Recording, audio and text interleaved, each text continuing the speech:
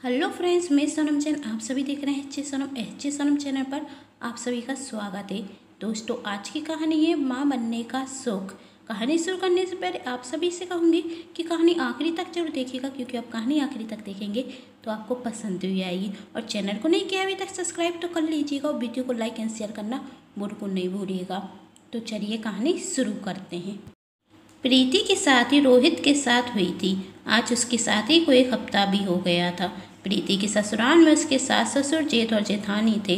प्रीति की सास प्रीति को बेटी की तरह ही प्यार करती।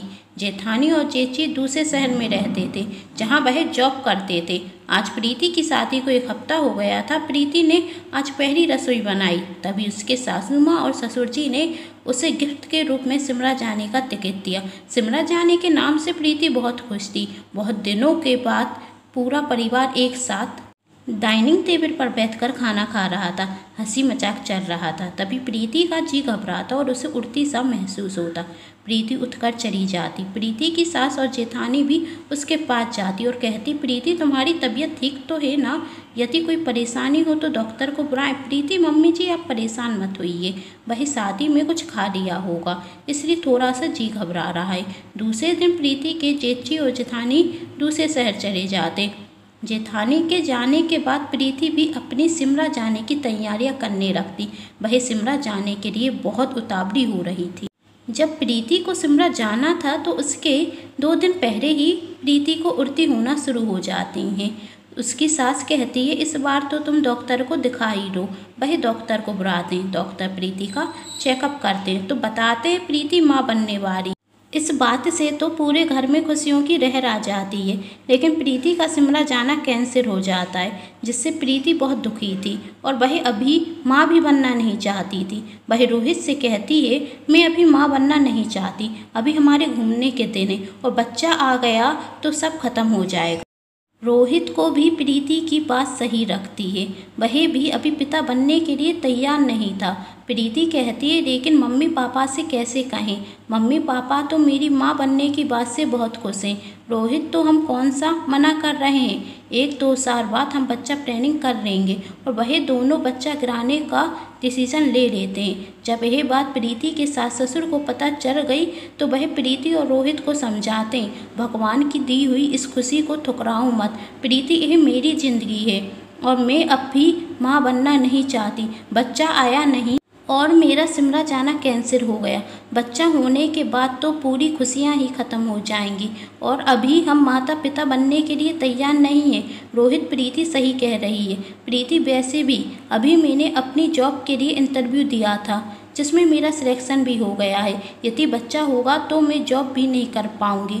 मैं अभी अपने करियर पर फोकस करना चाहती हूँ। प्रीति की सास उसे बहुत समझाती, कहती कि अभी जॉब करने की क्या ज़रूरत है, जॉब तो तुम बाद में भी कर लोगी। प्रीति, बाद में कब? जॉब बार बार नहीं रखती। इतनी मुश्किल से मुझे ऑफ़र मिला है, मैं उसे ठुकरा नहीं सकती। प्रीति के सास ससुर के राग समझाने के बाद भी वह दोनों उनकी बात नहीं सुनते। जब यह बात प्रीति के मायके पता चलती तो प्रीति की माँ कहती, यदि हम भी यही सोच रहे थे कि अभी शादी को सिर्फ 15 दिन ही तो हुए हैं, बच्चे को जन्म देने की क्या ज़रूरत है, हम अपनी खुशियों को क्यों बर्बाद करें, तो आज तुम भी इस दुनिया में नहीं होती। हमारी शादी के 15 दिन ही बाद हमें पता चल गया था कि तुम इस दुनिया में आ रही हो, लेकिन हम तुम्हें जन्म देने के लिए बहुत खुश थे और तुम अपने ही बच्चे को गिरा रही हो। लेकिन प्रीति को अपनी माँ की बात का भी कोई फर्क नहीं पड़ता। प्रीति और रोहित अपनी बात के पक्के थे, वह बच्चा गिराना ही चाहते थे।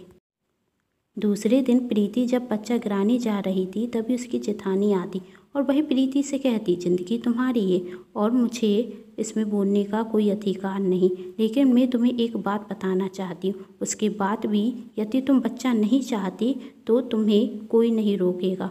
प्रीति किसी की नहीं सुनना चाहती थी, फिर भी वह अपनी जेठानी की बात सुनने के लिए तैयार हो जाती। प्रीति की जेठानी प्रीति से कहती, आज से 7 साल पहले मेरी शादी तुम्हारी जेठी से हुई थी।